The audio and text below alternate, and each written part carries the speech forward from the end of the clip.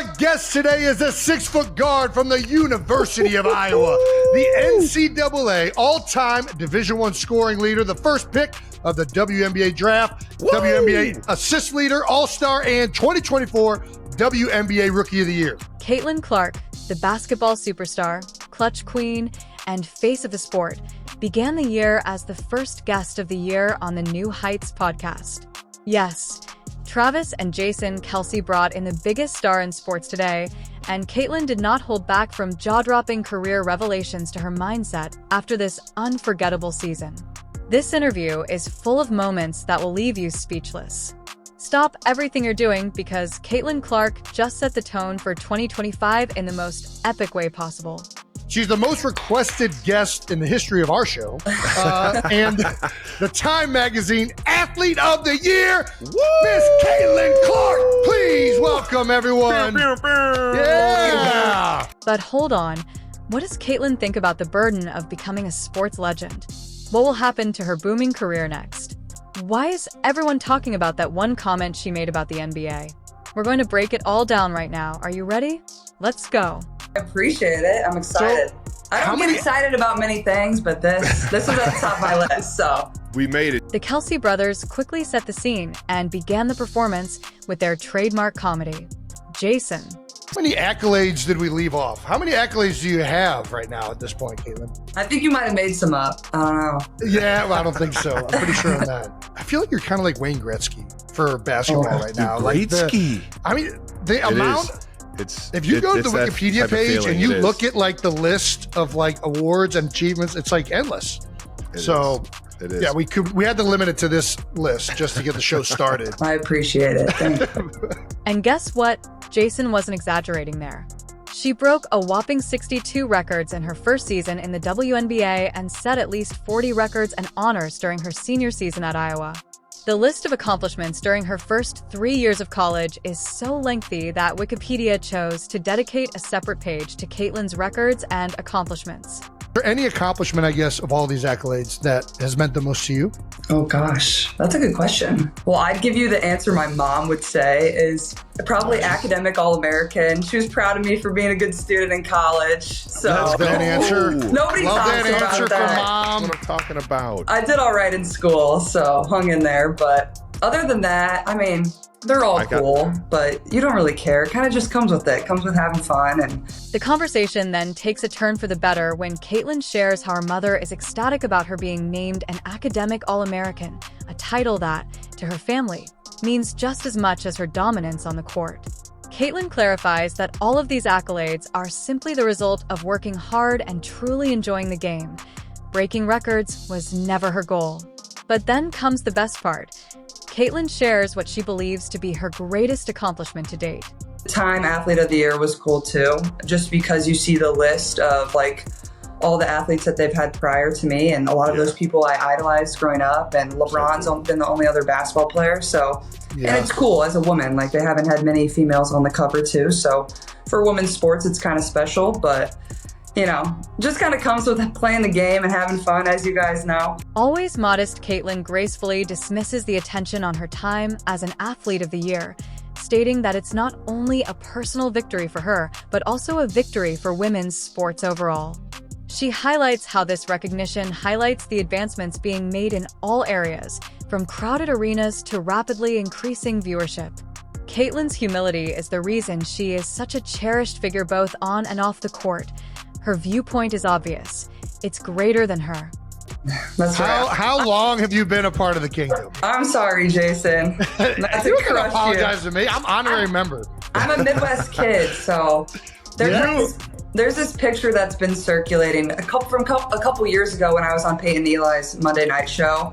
Where I'm in a full Chiefs outfit. I had family in Kansas City, and I grew up in Des Moines, Iowa, which is only 3 hours from Kansas City. So that's just the closest NFL team. So my dad was a big Chiefs fan growing up. When Caitlin's passion for the Kansas City Chiefs enters the conversation, she bursts into laughter as she talks about how much she has admired the team since she was a child and how she has been following their incredible run.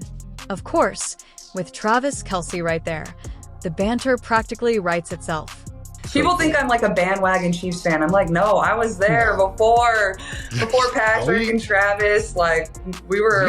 I love it. We were ride or die. So we've been big fans, and now obviously all the success you guys have had has made it a lot of fun for us. From her best game experiences to the Chiefs' unwavering perseverance, it's evident that Caitlin is more than simply a basketball sensation. She is an ardent sports enthusiast. Was your childhood like? My brother loved Tony Gonzalez. Like that was Tony his guy. G. Yeah.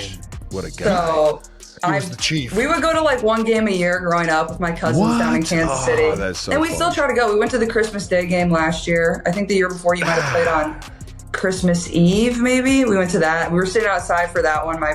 My toes were like about to fall off. My fingers about to fall off. I don't get how you guys play in that type of weather, but it's fun. And like obviously we got heaters on the sideline. They let us cheat. Arrowhead's not too bad. Afterward, she makes a significant Chiefs fan request to Travis. I got some time. So hopefully I can make it to a Chiefs game here soon. Maybe a playoff game or something. So I'll tell you what, we punched our ticket, so we're definitely we're gonna at least have. I would assume we at least got one at Arrowhead, but you know, you're invited to them all. So all right, appreciate you guys. Thank you so much. And she's correct. Caitlin discusses her childhood Chiefs devotion here. No, it was always a big deal. My dad always had them on, whether we were in the basement, whether we were upstairs. A lot of times my family would be cooking. My mom is like the best chef of all time.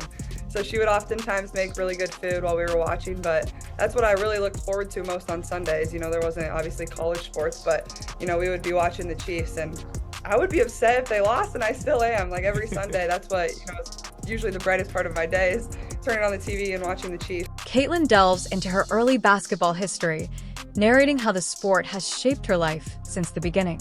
She tells tales of playing against males during her middle school years, the times she started to stand out, and then makes an astounding revelation. In 7th grade, she got her first letter of recruitment to a college. Yes, Caitlin was already attracting the attention of major programs while most students were preoccupied with middle school drama. Let's hear her discuss that amazing moment and how it influenced her future. We heard you got your first recruiting letter in 7th grade. Yeah. Is this true?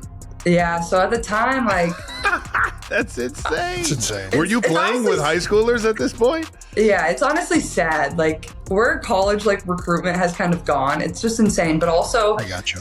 I feel very fortunate. Like, my parents were just, like, they told my older brother, like, go get the mail. Like, we don't want your sister to see that. They, like, wanted me to be in 7th grade and, like, enjoy middle school and, like, hang out with your friends. Like, you shouldn't be worrying about where you're going to college.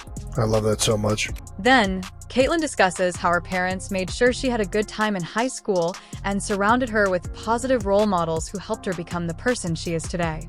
Yeah, so I didn't really take any visits until like after my freshman year of college, and then I didn't decide until my senior year. So I was never in a rush, and my parents did a really good job of like make sure, you know, I have a good circle around me. Like, it wasn't always about college recruitment. I wasn't like posting my offers. Like, also that wasn't really a thing when I was growing up. And remember the good old days.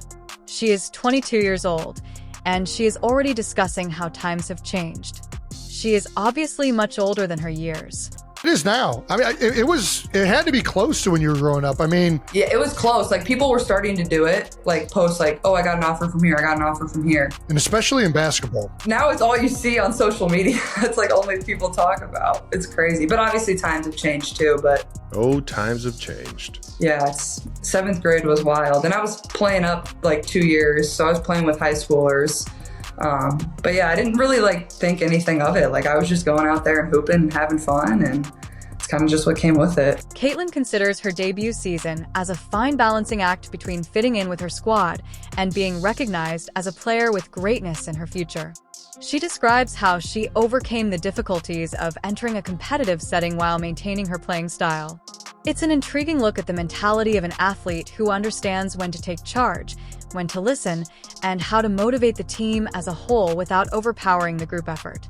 And like, you come in as a rookie and like you said, like you're trying to figure out a new environment, new teammates. Like, you don't want to say too much. You don't want to say too little. And it's just so hard. But like in my scenario, and obviously you guys too, like you're already highly thought of. Like, people are turning to you to like be something or be someone. So it's hard. Like, you're trying to get your feet wet, but also not do too much. And I think that's kind of what I struggled in early on, is like, I don't know what to say. I don't know how to say it. I don't know how they're going to react. While Caitlin's talent is undeniable, it's evident that the support of those around her has been what has really made the journey so fulfilling. Caitlin takes a moment to highlight her veterans and teammates, giving them full credit for helping her transition smoothly into the game at the next level. She speaks gratefully about how their advice, encouragement, and shared experiences helped her find her footing. For not knowing, you nailed it. Yeah. But also, like, I had a lot of really good vets around me too, so I feel very grateful for that. And we had a fairly young team too, so like people had been through it fairly recently, so they knew how I felt. But like, I feel like that definitely is a huge challenge, and that goes for whatever professional sport. Like, you're trying to learn, but also people are looking at you like you got to perform and like be what they drafted you to be. Recall this moment with Aaliyah Boston during the Connecticut Sun game, which was her debut. I love Aaliyah Boston pouring into this young rookie. It's supposed to be hard. This is an adjustment period, and Aaliyah making sure that her rookie knows we have your back. Or the moment Erica Wheeler embraced Caitlin on the first day. For me, I just wanted to get ahead of it because I know this transition is tough. Just being undrafted and being a rookie, it's very unlikely that a vet, just take you in when you got the same position. Caitlin's first year as a professional was aided by this type of seasoned leadership. The three then discussed Caitlin's welcome to the WNBA. My eardrum popped and like ruptured, and I knew it right away because I've done it before, and I was just like, it hurts so bad. I don't know if you guys have ever done that, but I've done it. How did you do it before? Can I guess? I was guess. It was very Midwestern. You did it in water. In water. Something correct. with water. I got launched off a tube. Why did you just get so excited? What are you, some brainiac? That's how I did mine. I went off the diving board and tried to do as many flips as I could and smack my side of my head in the Heights High School swimming pool. Yeah. It's wonderful to hear how well these three get along and to watch how Caitlin lets the two exchange personal anecdotes while ensuring that the dialogue is reciprocal. Was a male swim cadet, so he had to This wasn't during swim cadet. Don't put me on blast like that, Travis. That's funny, but yeah, I got launched off a tube in the middle of a lake. I was like underwater. I'm like, am I okay? That's some Midwest stuff right there. But yeah, so that was my welcome to the W moment. The tone changes as Caitlin candidly considers the life-altering experience of the past year, discussing how it has changed not only in terms of basketball, but also in terms of the chances for personal development and lessons that have been presented to her. I would say life-changing maybe? That's a great one. I think that's all in a good way. Things just change really fast, as you guys know. That's just how the world works, and especially with social media, people see a lot of your life, but that's what makes it fun and why I've had so many cool opportunities too. So it's crazy, looking back at a year ago today or around this time, I was just beginning my senior year of college. And obviously, people knew who we were and people attended our games, but it's obviously not on the magnitude that it is now. Yeah. It's a meaningful and grounded moment that serves as a reminder of why Caitlin is such an inspiration outside of the court, as she conveys her sincere gratitude for the experiences, highs and lows, and the individuals who have supported her throughout it all. So life just changes fast, but that's what makes it fun and cool. And quickly started a new chapter of my life too, moving here to Indianapolis, and feel lucky I'm still in the Midwest. I know you guys like the Midwest, so. I've been in the Midwest my entire life. Jason's officially an East Coaster now. Yeah, but Philly, of all the East Coast cities, kind of has some Midwest feel to it. It's the most west. I don't think Philly wants to hear that. They'll probably hate that I said that, but whatever. Yeah, they're not going to like that comment. They want to be far from the Midwest. No doubt. Exactly. Caitlin doesn't hold back while expressing her fiery opinion on why NBA ratings have dropped. She delves into what she thinks is lacking from the game, whether it's the absence of rivalries, the change in play style, or even the way the league promotes its players. It's an audacious and novel viewpoint from someone who knows what attracts and retains fans. Let's hear Caitlin's candid opinions about what the NBA should do to attract more fans. What are your suspicions potentially as to why the NBA ratings should be down? Honestly, I feel like the average basketball fan doesn't understand how good NBA players are, and they think it looks like they're not trying. I promise you they're trying. They're just so good. That's why it looks like they're not trying. And obviously, the physicality of the league has changed a lot, and I wasn't around when it was like much more physical, and maybe people want more like beef and physicality, and people think it's gotten soft, but I think that's also because the skill has just changed. And like, she then shares her candid opinion on how the sport is evolving and how this is beneficial to it. that's what's great about basketball. Like, it's always evolving. Like, it's going to be different than when MJ played. It's going to be different in 10 years than it is now. So it's hard for me to like put my finger on like why it has gone down. And also it's competing against a lot of football right now. You have to take that into consideration. Like, football is just, you know, that's America's favorite thing. I think people should like, I mean, I love 3-point shooting. I love seeing guys just like launch threes, but not everybody loves that. So I don't know. The three then brainstorm and present their suggestions to NBA Commissioner Adam Silver on how to make the NBA more enjoyable. This is where the fun begins. What do you think about a 4-point line? I love that. Let's do it. That's a actually great idea. genius. That is Adam genius. Silver, 4-point line. How does the criminal justice major come up with the best marketing plan right here? Sometimes you just got to open your eyes, Jason. Look at the sheet of paper in front of you. Or we could get like just 2 spots. Yeah. What about you're saying that everybody's questioning how physical the game is. What do you think a hockey style fight once a game? Just everybody picks a fighter. Who doesn't like a boxing good hockey gloves style so fight? nobody 2-minute gets too penalty hurt. box, then you can come back in. You don't get ejected. That's what I'm saying. All He's right. got some reach. Not holding back, they then start raving about all the weird gimmicks of the NBA All-Star Game. That's when I loved it. I think it should be Yeah. East versus West. Like, that's true All-Stars. Like, No doubt. East versus West, battle it out. That's what it was about. Yeah. So I think that's what it should be, but obviously not the commissioner. Mm-hmm.